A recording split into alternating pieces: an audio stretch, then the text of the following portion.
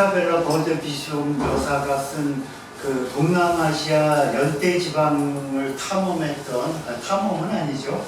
방문했던 여행기입니다. 황금반도라고 해서 책도 굉장히 이쁘죠. 근데 이 책은 아무 쪽이나 이렇게 펼쳐보면 좀 전에 제가 말씀드렸던 그 어떤 편견들, 아시아에 대한 편견이 고스란히 드러납니다. 제가 하나만 읽어볼게요. 그 식민지의 그 치안 책임자가 죄수들에 대해서 얘기를 합니다. 주재관 더글라스는 게으른 자는 몽둥이로 때려라 라고 입버릇처럼 말한다. 하지만 사이어스는 아주 상황이 나빠지지 않는 한 죄수들을 처벌하지 않는다고 한다. 그러니까 무슨 법이 따로 있는 것이 아니라는 것을 그냥 쉽게 얘기합니다. 또 한 가지는 이럽니다. 우리가 일정을 마치고 돌아오자 말레이 여성 4명이 나를 찾아왔다. 이 중에는 이슬람 지도자 이맘의 아내도 있었다. 이들은 모두 그림처럼 고왔지만 매너는 꽝이었다. 햇볕에 그을려 거칠고 붉어진 데다 모기에 물린 자리가 부풀어 오른 내순을 덥석 잡고는 찬티 예뻐라는 뜻입니다. 라고 외쳤다. 나는 내 손이 예쁘다는 그들의 저급한 취향에 어리둥절했다. 그러니까 이런 식입니다. 표현이나 이런 것들이 자기와 그 사람들은 호기심이 생겨서 와서 예뻐요 얘기했는데 그런 것도 좋게 받아들이지 않는 거죠. 이런 식의 태도들. 그래서 어쨌든 그 서양의 사람들이 지식인들이 동양에 왔을 때 어떤 식으로 동양을 바라봤는지 여러분들이 이제 많이 짐작을 하실 텐데요. 이제 마지막으로 좀 정리를 해보겠습니다. 특히 우리는 문학을 하는 입장이기 때문에 문학하는 작가들이 아시아에 왔을 때 어떤 식의 태도를 보였는지를 한번 살펴보도록 하겠습니다. 그 작가들이 또는 지식인들이 아시아에 온 이유는 이런 식으로 쭉 보일 수 있겠죠. 공상도 표류도 있고 하나하나 살펴보도록 하겠습니다. 첫 번째, 아시아에 오기 전에는 아시아에 오고 싶어하는 마음이 필요하겠죠. 아시아에 대해서 머릿속으로 누군가가 들었던 이야기나 이런 것들을 막 상상을 펼칩니다. 그것이 대표적인 것이 동방견문록입니다. 이 동방견문록이 과연 실제 했던 것인지에 대해서는 아직도 논란이 있어요. 어쨌든 이 동방견문록 마르코폴로의 시절에 보면 아시아에 대한 황홀한 이야기, 낯선 이야기 이런 것들이 여기에 다 들어가 있는데 어쨌든 아시아에 대해서 생각을 하고 특히 상상력을 펼치지 않았으면 아시아도 제대로 발견이 되지 않았겠죠. 더 재밌는 것은 14세기 여행기인데 맨더빌 여행기라고 있습니다. 이 표지 한국어판이 얼마 전에 나왔는데 그 표지에 보면 외발 달린 사람이 있어요. 그러니까 요즘은 뭐 절대 그러지는 없겠습니다만은 마르코폴로 시대 또는 그 무렵에 어떤 수사님들, 신부님 이런 사람들이 아시아에 와서 써놓은 그 여행기에도 이상한 이야기들이 굉장히 많습니다. 이 존 맨더빌의 그 여행기에 보면 이 아시아 곳곳에 있는 이런 이상한 사람들, 괴물들, 이런 이야기들이 굉장히 많습니다. 이게 과연 사실인지는 증명할 수가 없죠. 근데 버젓이 이제 책이 나왔습니다. 이런 식으로 해서 이 공상 속에서 아시아 사람들은 이렇게 표현이 됩니다. 몸은 사람인데 얼굴은 개라든지 머리는 없고 머리 대신 저렇게 이 가슴에 얼굴이 있다든지 이런 식의 이 표현들. 그리고 어느 나라에 갔더니 눈이 하나밖에 없더라. 이런 식의 이야기. 그러니까 낯설고 이상하고 정상적이지 못하다. 이게 계속적으로 표현됩니다. 이건 거꾸로 생각해도 마찬가지예요. 우리도 하멜 표류기나 이런 걸 보시면 외국 사람이 처음에 왔을 때 우리나라 사람들 얼마나 깜짝 놀라고 호두 만져보고 처음에 도망갔다가 막 호두 만져보고 막 이랬을 거 아니에요. 그리고 다 괴물이다 뭐 정상적이지 않다고 이렇게 표현을 합니다. 이제 그것이 더 급진적으로 되면 이런 식의 모양이 되겠죠. 그런데 그런 공상이 그 아시아에 대한 공상이 이제 그런 것들을 훗날 우리가 잘 좋게 이렇게 다듬어 보면 이렇게 훌륭한 문학 작품이 됩니다. 제가 여러분에게 꼭 이렇게 소개해드리고 싶은 책인데요. 이탈로 칼비나 이탈리아 작가인데요. 그 사람이 쓴 보이지 않는 도시들이라는 책이 있습니다. 이 책의 내용은 이 마르코 폴로가 이 칸하고 동양의 중국의 왕이죠. 그 칸하고 이야기를 나누는 얘기입니다. 그래서 네가 어느 나라 거쳐서 왔느냐 물어볼 거 아닙니까? 그 이야기를 상상에 따라서 이야기를 하는 거예요. 그러니까 내가 다녀본 이런 나라는 이렇습니다. 근데 너무 재밌었어요.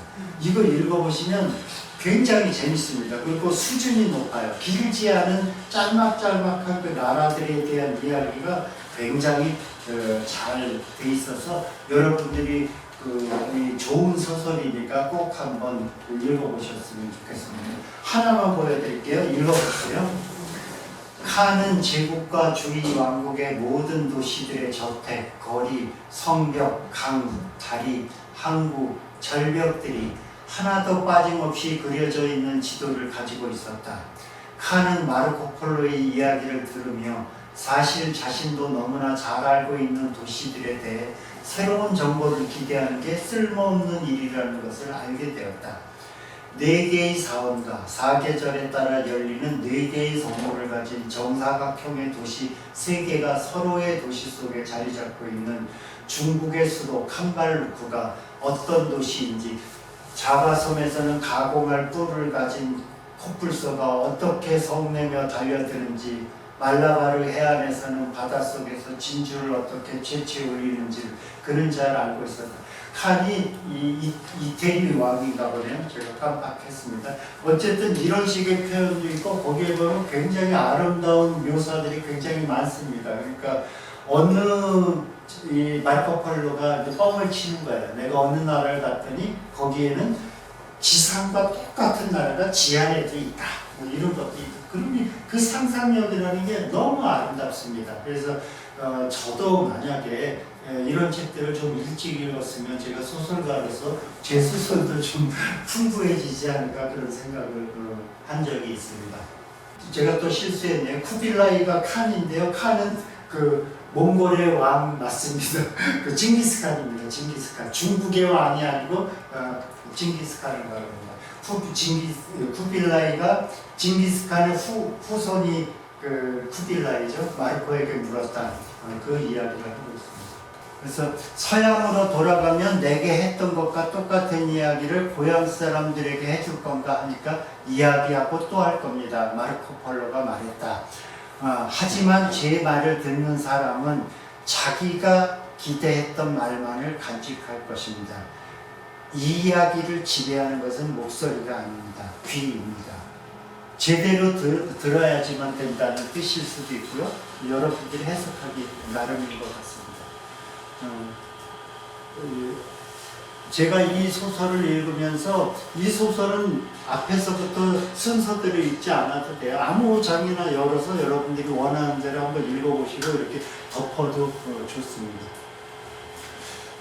자, 그렇게 공상 속에 아시아가 있는가 하면 실제로 아시아를 만난 사람들이 있습니다.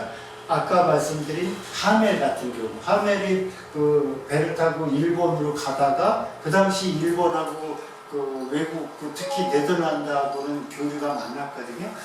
근데 잘못해서 우리나라로 오게 되죠. 걸리버 여행기 같은 경우 또 공상의 산물입니다. 그리고 그 속에 어떤 부분이 있냐면 계속 표류를 하잖아요. 걸리버가. 그래서 소인국에도 가고 거인국에도 가고 그러는데 제일 재밌는 것 중에 하나가 아주 날짜까지도 딱 그거요. 1707년 5월경 통킹은 어디냐면 지금 하노이가 있는 베트남의 북부 지방을 통킹이라고 합니다. 한자로 쓰면 동경이라는 거예요. 동쪽의 수도라는 뜻이고요. 통킹에서 있다가 일본을 찾아갑니다. 그 가는 길에 일본을 찾아서 배를 타고 가다가 천공의 섬 라푸타를 만납니다. 하늘에 떠 있는 천공의 섬 라푸타. 저도 천공의 섬 라푸타가 이제 애니메이션 속에 있는 상상의 적인 줄 알았더니 알고 봤더니 걸리버 여행기 속에 나오는 이야기입니다. 그래서 이런 식으로 책 속에 나오죠. 저기. 그리고 라푸타에 있는 사람들 중에 어떤 사람들은 죽지 않는 사람들도 나와요. 영원히 죽지 않아서 그 사람들은 좋아하지 않습니다. 빨리 죽기를 바라요. 계속 늙어가는데 아주 괴롭다고 그런 이야기도 하고요. 그래서 어쨌든 이러한 표류를 하다가 이렇게 천국의 섬 라푸타도 만났다. 이런 이야기도 좀 볼 수 있겠죠. 그 이야기를 로빈슨 크루소 같은 경우도 표류 소설인데 그런 것을 뒤집어서 이렇게 서양 사람들이 새로운 소설을 만든 경우도 있습니다. 제일 흔한 것이 탐험을 하는 거죠. 표류를 하는 것도 있지만 탐험을 하는 것이 있는데 탐험을 하는데 뭐 탐험가들이 하는 건 당연하지만 우리들의 관심은 작가들입니다. 작가들 중에 러시아 작가 콘차로프, 그 다음에 프랑스 작가 아까 말씀드린 앙드레 말로를 간단히 살펴보도록 하겠습니다. 이 곤차로프가 19세기 후반에 그 전함 팔라다오호에 같이 타고선 기록하기 위해서 옵니다. 그래서 아시아를 이렇게 쭉 도는데 조선을 지나가게 됩니다. 그래서 거제도나 이쪽을 이렇게 지나가는데 잠깐 어느 섬에 내렸더니 이런 걸 봤어요. 그때 사람들이 그 중에 어떤 사람이 안경을 쓰고 있었어요. 그랬더니 뭐라고 쓰냐면 조선 사람들은 다 눈이 나쁘다. 이렇게 씁니다. 그러니까 하나를 보고 10개를 본 것처럼 이렇게 딱 써버립니다. 이런 식의 표현들이 곳곳에 나오게 됩니다.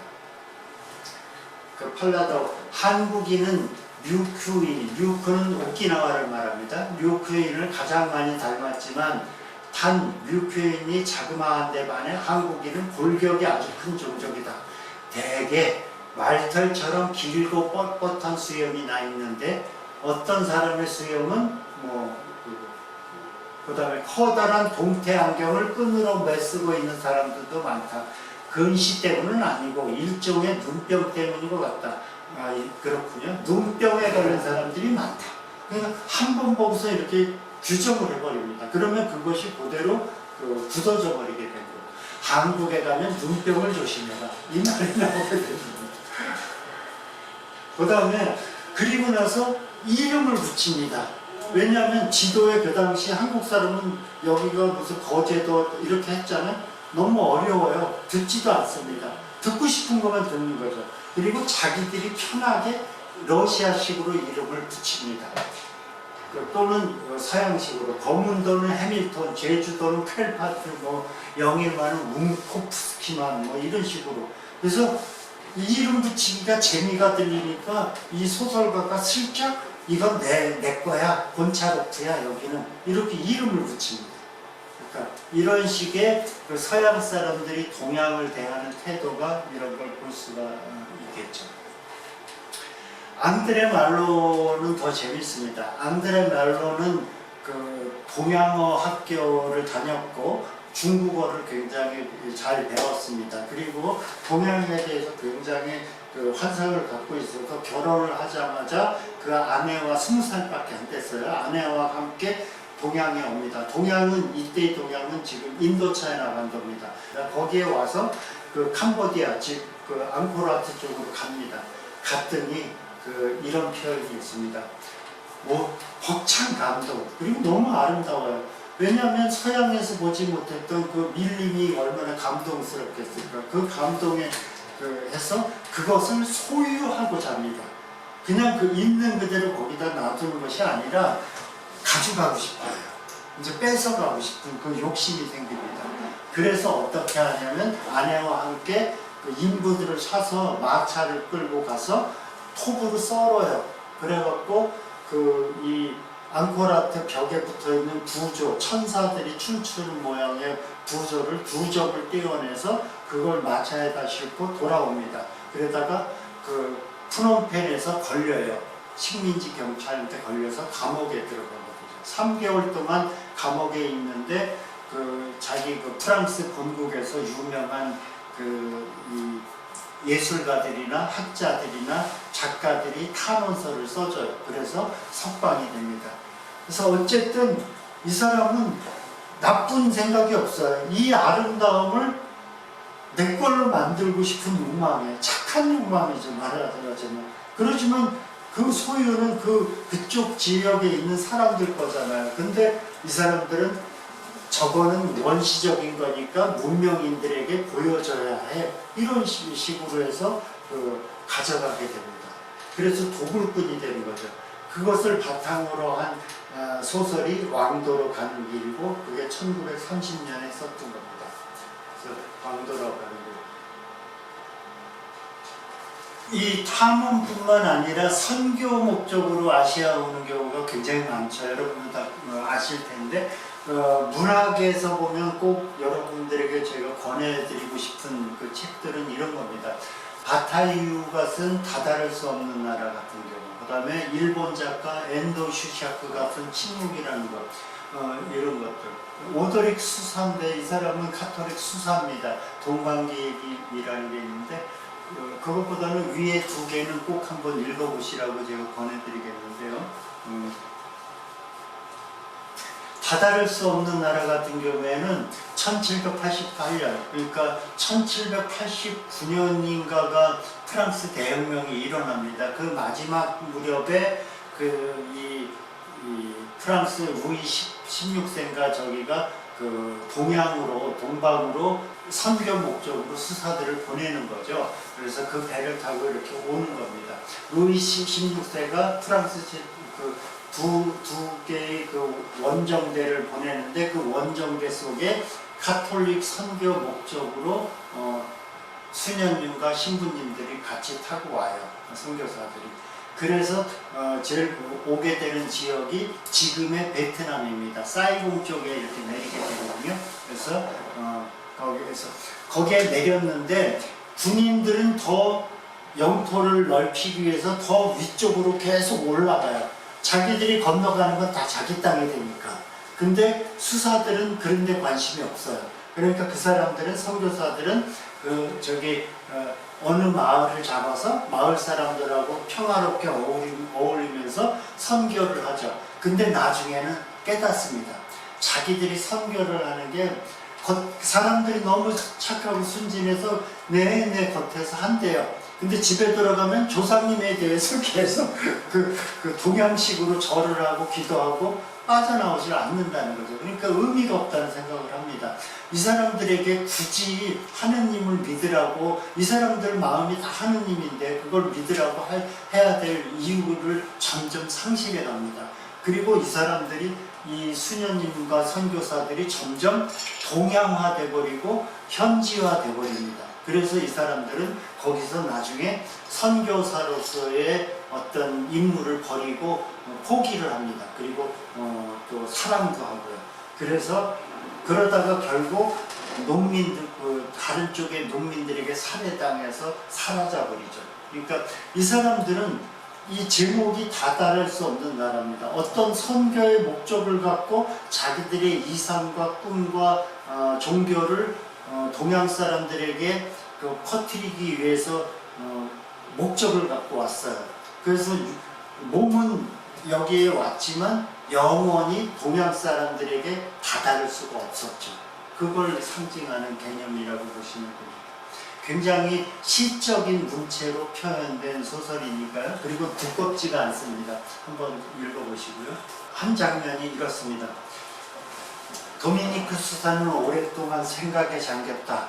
그에게는 모든 것이 다 손쉬워 보였다. 바딘의 베트남 사람들은 기독교와 그 종교가 전하는 평화의 메시지를 기꺼이 받아들였다. 그러나 그러면서도 여전히 거북이니 일각순이 용인이 하는 것들을 섬겼다. 불멸과 은총의 상징인 불사조를 기리는 축제를 음력에 따라 거행했다. 집에서는 조상을 섬겼다. 봄의 축제 후 60일에는 다시 순수한 빛의 밤을 기리는 축제를 가졌다. 죽은 자들과 산 자들이 마치 낮과 밤인 양 거기서 다시 만나게 되는 것이었다. 도미니크 수사는 회의적이었다. 농부들은 복음서를 경청했다. 그리고 여전히 계속하여 그들이 옛 신들을 믿었다.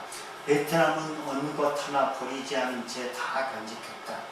그래서 모든 것이 영혼 속에서 한데 뒤섞였다. 존재들은 논의를 지나가는 바다처럼 지나갔다. 굉장히 아름답죠. 그러니까 이 서양 사람들이 자기들의 종교를 믿게 하면 네, 아우 아름다운 종교네요 하면서 다 얘기를 해요. 그래서 겉에서 얘기를 해요. 그렇지만 다 받아들이는 거예요. 내치는 게 없습니다. 동양 사람들은 다 받아들이죠. 그렇지만 집에 가면 다시 조상을 하고 귀신들에게 절을 하고 그렇습니다. 엔도 슈샤크의 침묵은 그 갈등, 동양과 서양의 종교적 그 갈등이 얼마나 심각한지를 보여주는 소설인데요. 엔도 슈샤크는 당연히 일본 작가입니다. 근데 이 일본 작가의 이 소설 속에 포르투갈의 선교사들이 와서 그렇게 노력을 하다가 다들 처형당합니다. 그리고 마지막 그 사람들이 다 선교에 성공했던 사람들, 그러니까 이제 천주교를 믿게 된 일본 사람들이 끌려가죠. 자기네 그 지역의 지도자들한테. 그래서 내 말을 니들이 종교를 버리기만 하면 다 목숨을 살려주겠다고 얘기를 합니다. 그런데 어느 일본 사람들도 남녀노소 할 것 없이 다 노래를 부르면서 그러면서 그냥 죽음을 맞이해요. 근데 나중에는 어떻게 얘기를 하냐면 예수님의 그 그림, 사진을 밟고 지나가라고 합니다. 그 그림을 초상화를 밟고 지나가면 목숨을 살려주겠다고 하는데 아무도 받지 않습니다. 그리고 다 끔찍한 고문을 받으면서 죽습니다. 중요한 거는 일본 사람들은 그렇게 죽어갈 때 일부러 그 소리를 들으려고 거꾸로 신부님을 작대기에 묶어서 시체들은 계속 떨어져요. 구덩이 속에. 근데 거기에 매달려서 그 고통받는, 고문받는 소리를 그 신부님이 다 들어야 돼요. 그렇다면 신부님의 태도는 과연 무엇이어야 하는가? 내가 하느님을 차라리 버리는 게 낫지 않는가? 그래야지 일본 백성들을 살리지 않는가? 이 고민에 대한 소설입니다. 굉장히 끔찍하지만 아름다운 소설이고 굉장히 잘 쓴 소설입니다. 그러니까 기독교 선교가 인간이 종교라는 문제를 어떻게 생각해야 되는지 가장 잘 보여주는 소설입니다. 실제 나가사카 변방에는 이런 돌이 있다고 해요. 인간은 이리도 슬픈데 주는 바다는 너무도 파랗습니다. 그러니까 이게 지금은 일본에서는 천주교라든지 기독교가 그렇게 믿는 사람이 많지 않죠. 근데 예전에는 16세기, 17세기 이 무렵에는 굉장히 많은 사람들이 믿었다고 해요. 그리고 굉장히 끔찍하게 처형을 당하고 했다고 합니다. 순교자들이 굉장히 많았죠. 자세한 건 여러분들이 직접 읽어보시면 좋겠고, 영화로도 이렇게 나왔습니다. 사일런스라고 해서. 그 다음에 선교 목적으로도 많이 왔지만 사업을 하기 위해서도 굉장히 많이 왔습니다. 그게 대표적인 것이 네덜란드 동인도 회사가 오게 되는 거죠. 근데 동인도 회사들은 와서 자기들이 이익이 되는 것만 심습니다. 그러니까 다양한 여러 작물들을 심는 것이 아니라 여기는 커피만 심고 여기는 고무나무만 심고 이런 식으로 만들어 버립니다. 그러니까 그 지역의 경제 상태를 왜곡시켜 버리는 거죠. 자기들의 이익을 위해서. 이런 것들이 쓴 소설이 막스 하빌라르라는 소설이 있는데 다 절판이 됐어요. 근데 네덜란드의 작가 월타 툴리가 쓴 작품이고, 저 작품이 1860년에 나왔을 때 이 유럽의 지식인들이 굉장히 자책을 했다고 합니다. 자기들이 좀 몰랐는데 동양에 가서 저렇게 나쁜 짓을 많이 했구나 하는 것을 고발한 소설입니다. 그러니까 서양 사람들은 동양 사람을 이런 식으로 저렇게 편하게 가서 이렇게 플란테이션 농사를 짓게 한 거죠. 막스의 하빌라르. 요즘에 공정무역, 그래서 막스의 하빌라르라는 이름 자체는 이게 이제 네덜란드 이름인데요. 막스 하벨라르라고 읽는데, 네덜란드는 R 발음을 이렇게 끝에까지 이렇게 발음을 해줘야 돼요. 제가 네덜란드어를 배웠는데 발음 잘 못하겠습니다. 그리고 네덜란드 사람은 이름이 너무 어려워요. 아마 내 생각엔 네덜란드 사람도 자기들 이름을 제대로 읽는 사람들이 좀 드물지 않을까. 네덜란드 사람들은 영어, 독어, 불어, 네덜란드 4개국어를 보통 다 해요. 그리고 그만큼 상업적이고 예전부터 상업적인 마인드가 무역의 역사가 있었죠. 그래서 이 막스 하빌라라는 주인공의 이름을 내세워서 공정무역의 스티커로 만들었습니다. 최근 들어서는. 그 다음에 가장 중요한 것이 바로 식민지입니다. 동양을 식민지로 만들고 점령하는 거죠. 군사적으로. 여기에서 우리가 꼭 봐야 될 작가가 두 사람인데, 조지 오웰과 프랑스의 마르그리트 듀라스입니다. 이렇게 다 식민지로 만들었어요. 우리나라는 일본의 식민지가 됐지만 버마나 이런 데는 다 영국, 그 다음에 이 인도차이나 반도는 이 프랑스, 여긴 네덜란드, 나중에 미국까지 와서 필리핀을 장악합니다. 필리핀은 예전에는 스페인의 400년 동안 식민지였죠. 그러니까 이 완전히 서양 사람들이 와서 자기들의 식민지 제국을 만들었던 것이 동남아시아였습니다. 조지 오웰을 꼭 기억을 하셔야 되는데요. 제가 오늘은 길게 말씀드리지 않겠습니다. 아주 너무나 중요하기 때문에 다음 시간에 다른 강사님께서 이 조지 오웰의 버마 시절, 조지 오웰이 영국에서도 가장 이 공부 잘하는 학생들이 갔던 이 이튼 중학교 출신입니다. 거기를 나온 사람들은 대부분 옥스퍼드 대학을 가는데, 조지 오웰도 충분히 옥스퍼드로 갈 실력이 됐지만 일부러 경찰이 되고 싶은 생각이 있어서 경찰에 지원했더니 식민지 경찰이 됐습니다. 그래서 버마로 파견이 됐습니다.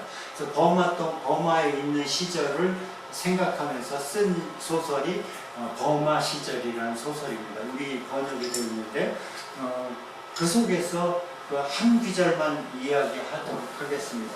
그 소설 속에 나오는 건 아니고요. 조지 오웰이 썼던 식민지 시절을 생각하면서 썼던 산문집 속에 나온 겁니다. 인간을 열대지방에서 우리의 눈은 인간을 제외한 모든 것에 고정된다. 바싹 마른 토양, 부채 선인장, 야자수와 멀리 보이는 산, 이런 것들만 쳐다볼 뿐 언제나 땅을 파는 농부들은 보지 못한다. 왜냐하면 농부들의 피부는 땅과 같은 색깔이라 전혀 쳐다볼 마음이 되지 않아요. 저도 얼굴이 까맣고 여기 이 조명 때문에 좀 어둑하니까 더 까맣게 보이죠. 그러니까 이 백인들은 얼굴이 하얗죠. 근데 우리 같은 사람들은 까만데 또 이 동남아시아 사람들은 우리보다 좀 더 까맣죠. 그러다 보니까 흑 색깔하고 이렇게 구별이 잘 안 된다는 거예요. 그러니까 그냥 그 말은 못했습니다. 보고 싶은 것만 본다는 거예요, 서양 사람들이. 저도 그렇거든요. 제가 예전에 여행을 갔는데 라오스에 갔더니 하루라도 식민 종주국이 돼보는 게 어떤 기분인지 제가 느껴봤습니다. 그러니까 루앙프라방이라는 아주 고도를 갔는데 거기에서 아주 싼 값에 좋은 호텔에 묵었습니다. 어느 날 아침에 제가 딱 커피를 마시러 갔더니 프랑스 사람들이 예전에 식민지였잖아요. 프랑스 사람들이 여행을 많이 왔어요. 거기에서 사람들이 다 프랑스 신문을 딱 읽으면서 햇빛을 쬐면서 커피를 마시고 있는데 하얀 정장을 한 라오스 청년들이 와서 쏙쏙 하면서 이렇게 해주고 있었어요. 저도 거기 딱 앉았더니 저한테 뭐 영어로 뭐 이렇게 주문하시겠습니까? 딱 이렇게 했는데 그때 기분이 굉장히 대접을 받는 기분이었습니다. 근데 우습게도 제가 그렇게 대접을 받는데 비용은 비싸. 1달러였습니다.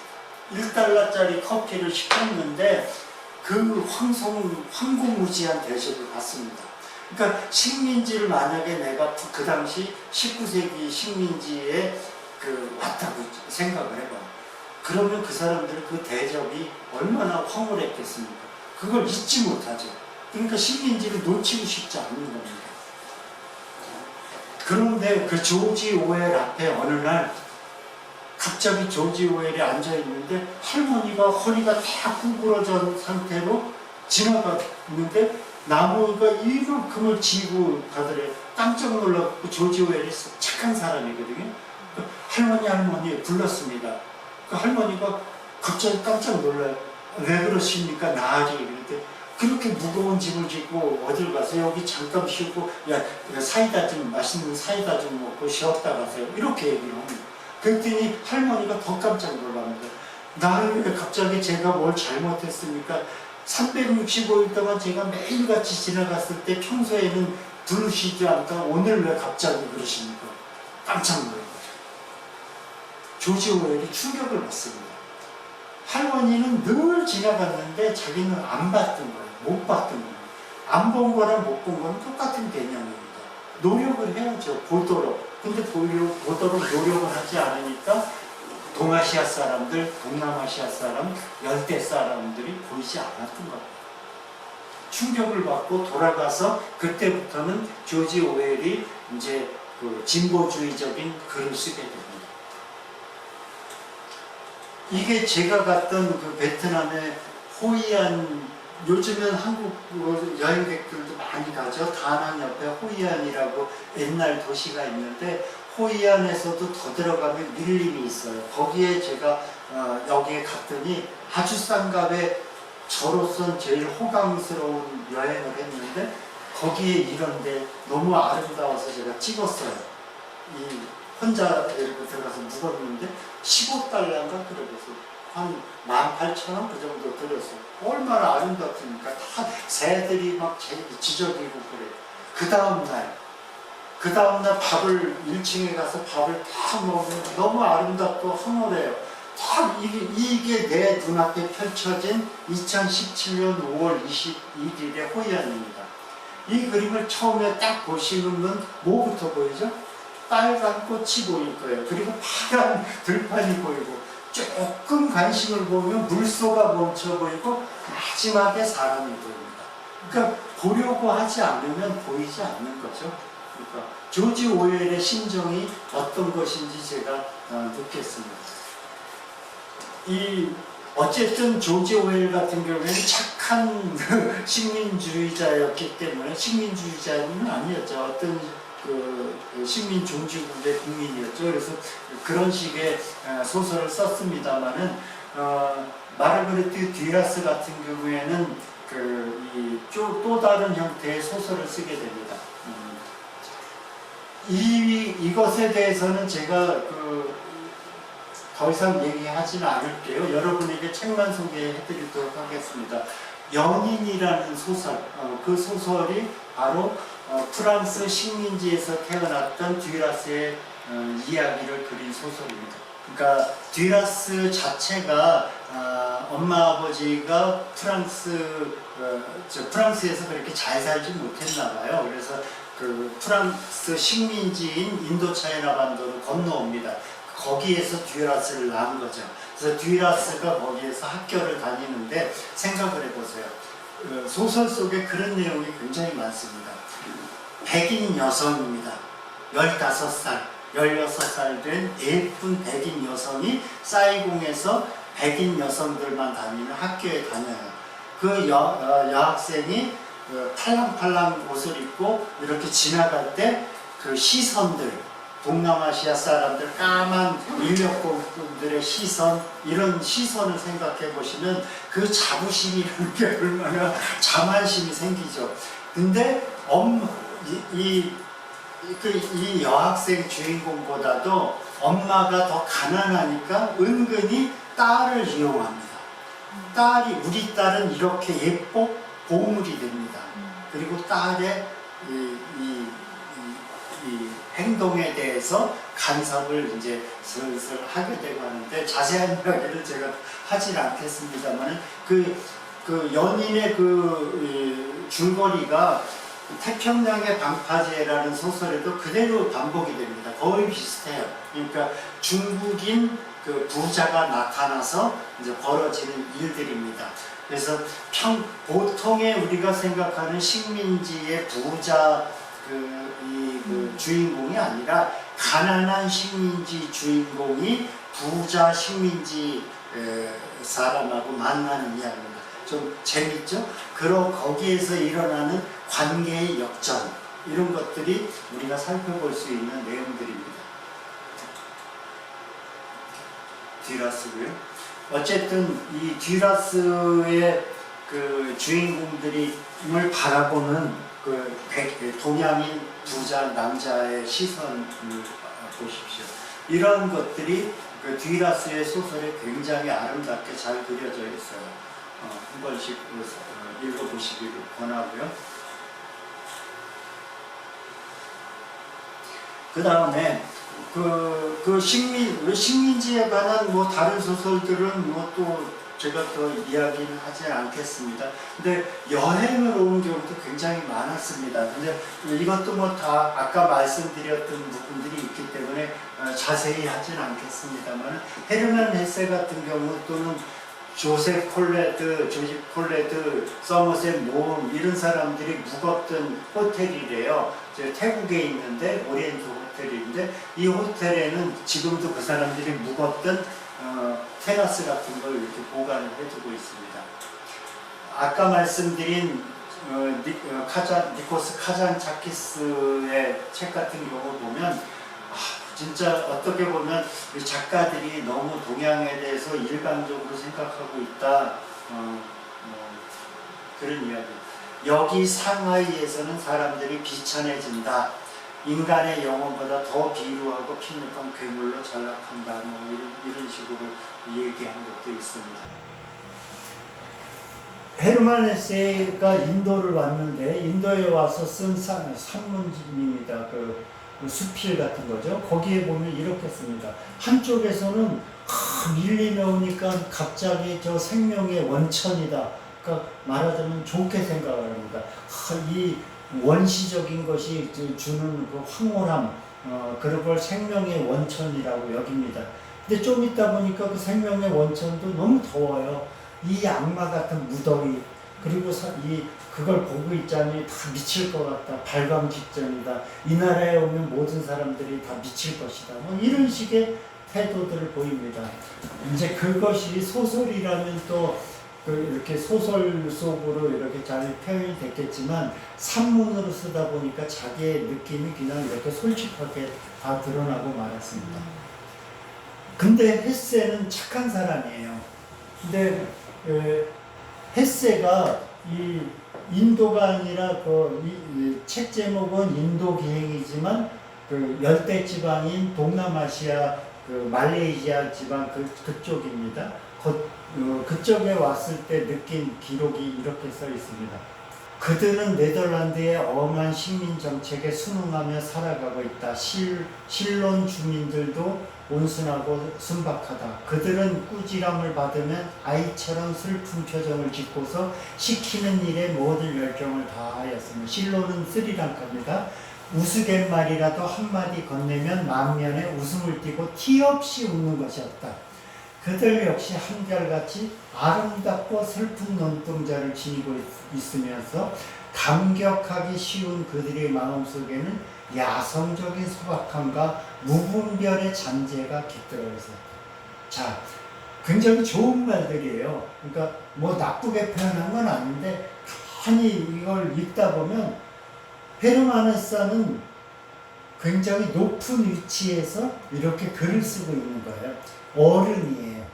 그리고 이 헤르만 헤세의 글 속에 나오는 실론 사람들은 애들이에요. 순박하고 나이가 뭐 50이 돼도 다 순박한 애들처럼 생각하고 저 사람은 순박한 눈동자를 가졌네 뭐네 이렇게 표현합니다. 그러니까 이것이 서양 사람들이 동양에 대해서 가졌던 기본적인 시선이죠. 자기들은 지식이 있고 착한 마음씨를 갖고 뭔가 베풀러 온 사람처럼 그걸 드러내고 싶지 않아도 은근히 이렇게 드러나게 되죠. 실제로 이 인도 비행 속에 보면 그 헤르만 헤세가 갖고 있는 이 착종된 마음들, 한쪽에서 막 열광을 했다가 한쪽에서 짜증을 냈다가 막 뒤섞입니다. 이런 생각들이. 실제로 그 열대지방에서 하는 사람들의 목소리는 한마디도 나오지 않아요. 내 나으리 이런 소리밖에 안 나와요. 그 사람들의 목소리를 좀 더 들어봤어야 되는데 듣지 않습니다. 자기가 보고 싶은 것만 봅니다. 비숍 여사도 마찬가지죠.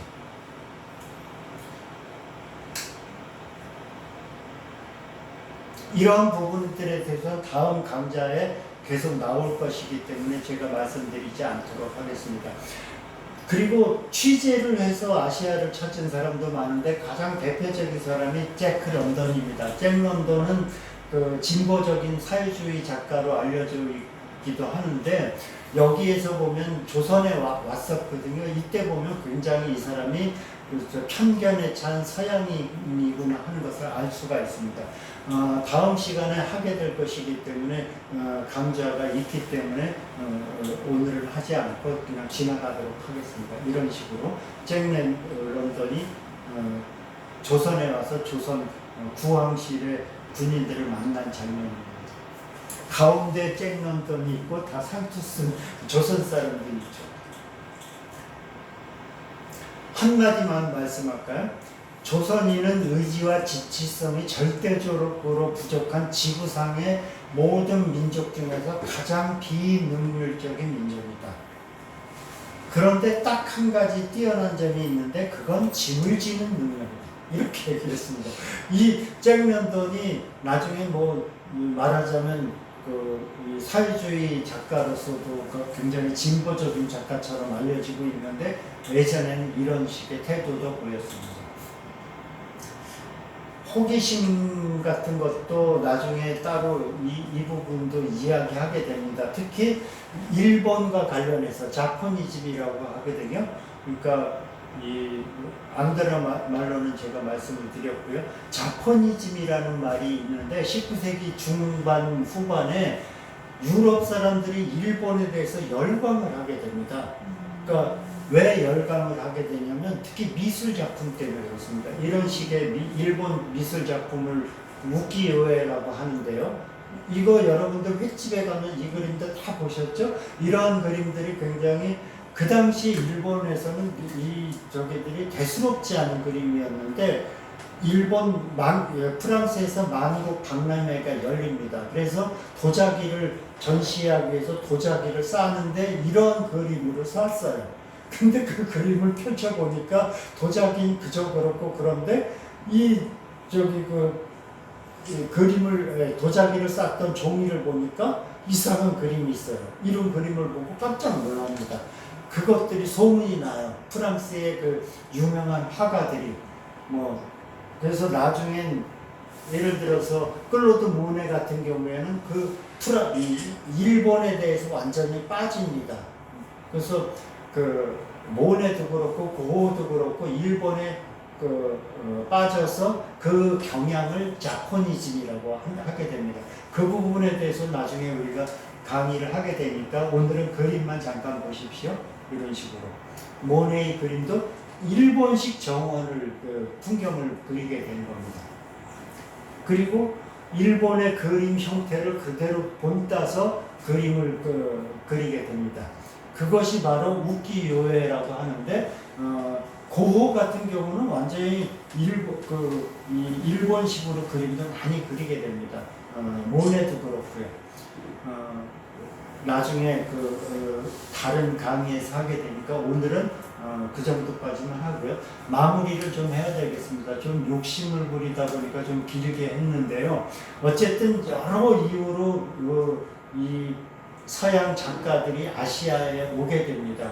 그랬을 때 그 사람들이 아시아에 대해서 기본적으로 갖고 있는 생각들이 있을 텐데 그걸 정리하면 이런 정도가 될 것 같습니다. 오늘은 뭐 여기서 다 할 수가 없고요.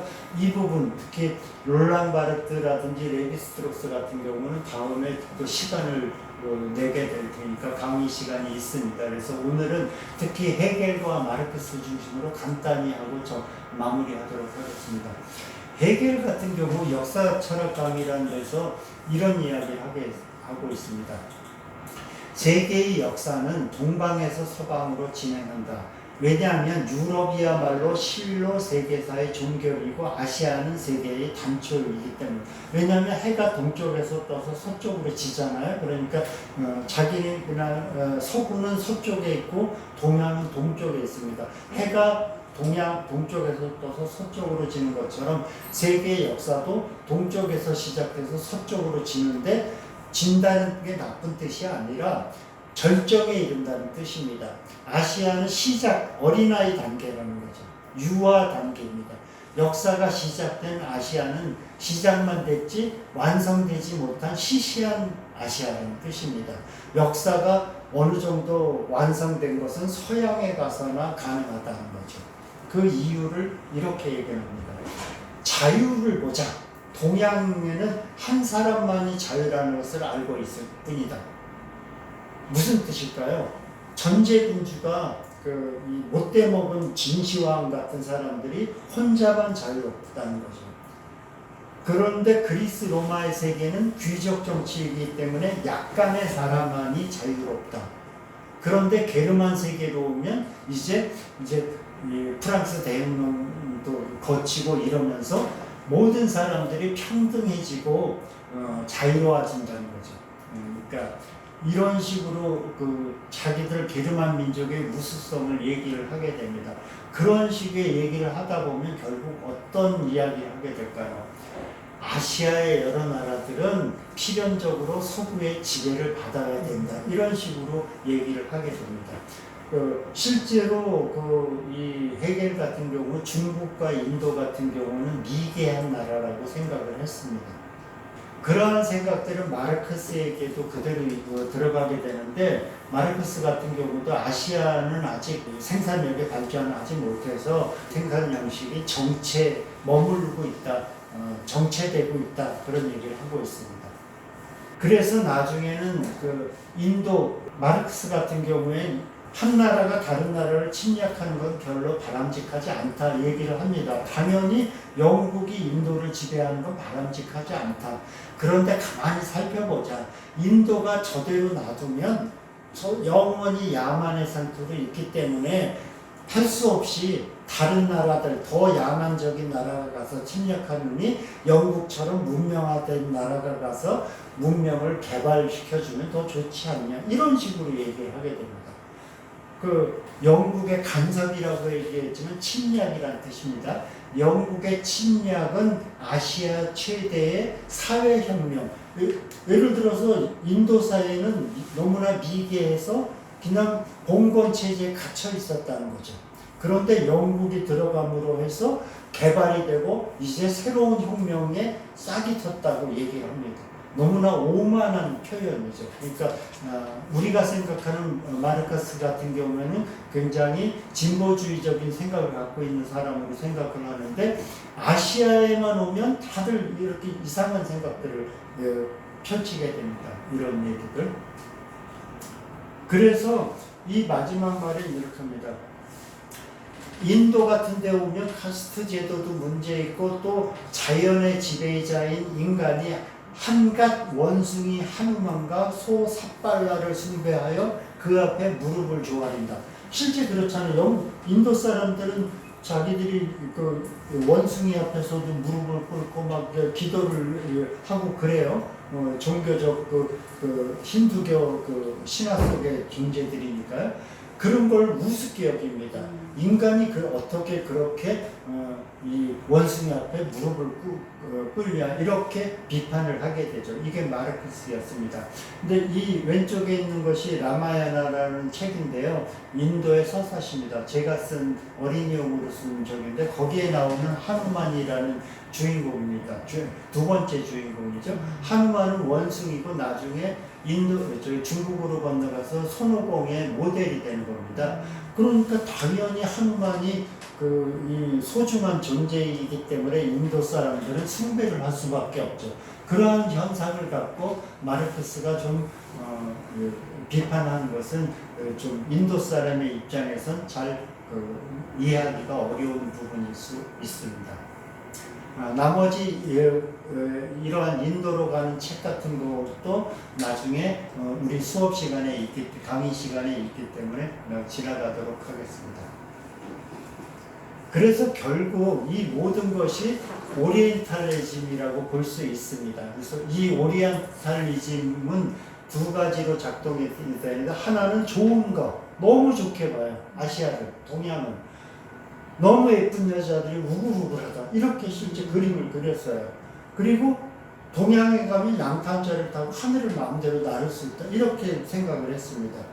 이건 말하자면 너무 좋게 생각을 해서 현실을 오버한 거죠. 반대로 악마로 보죠. 그리고 너무나 나쁘게 봐요. 오리엔탈리즘이 예를 들어서 헐리우드 영화에 보면 그냥 적으로 보는 거죠. 그리고 총 하나 쏘지 못하는 우스꽝스러운 테러리스트 이렇게 보기도 합니다. 이런 식. 그래서 오늘 제가 말씀드린 그 강의는 이렇게 길게 얘기를 했습니다만은 앞으로 10번의 강의, 오늘 한 번 했으니까 9번의 강의에서는 이제 하나하나 좀 더 자세하게 살펴보면서 우리가 그들이, 그러니까 서양 사람들이 아시아를 어떻게 봤는지 좀 더 차분하게 살펴보는 시간을 갖도록 하겠습니다.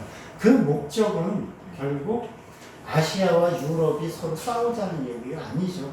서로 좀 더 좋은 관계를 맺기 위해서 어떤 점들을 서로 반성을 해야 될까 하는 것들을 이야기를 나눠보도록 하겠습니다. 긴 시간 들어주셔서 고맙습니다. 감사합니다.